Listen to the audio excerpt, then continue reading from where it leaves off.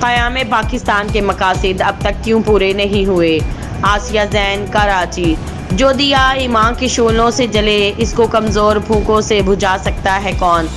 लेकिन सवाल ये है कि क्या क़याम पाकिस्तान के मकासद पूरे हुए? तो इसका जवाब हम बिल्कुल नफ़ी करके नहीं दे सकते।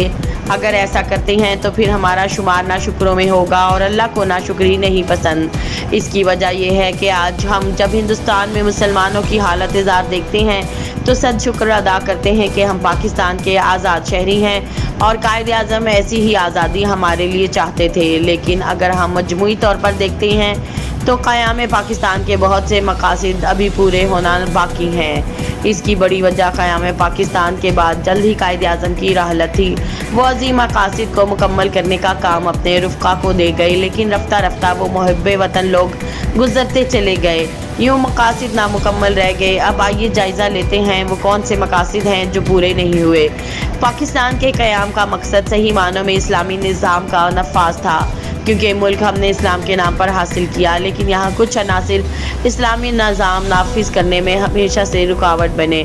इस्लामी तर्ज हुकूमत में रियासत बदनवानी से पाक होती है। पाकिस्तान के क़याम का मकसद एक खुद मुख्तार रियासत का क़याम था जो अपने फ़ैसलों में आज़ाद हो, इसे किसी और मुल्क से अहकामात लेने की ज़रूरत ना हो। लेकिन हुकूमतों की खारजा पॉलिसी ने हमें इस जगह ला खड़ा किया कि हम अपने ही मुल्क किसी भी कदम को उठाने के लिए आलमी ताकतों को अपना किबला बना लेते हैं। कायद आज़म मोहम्मद अली जिन्ना ने ये बात वाज़ेह की थी कि पाकिस्तान की कौमी ज़बान उर्दू होगी, लेकिन हम देखते हैं पूरे मुल्क में सरकारी दफातर पर अंग्रेज़ी ज़बान का कब्ज़ा है।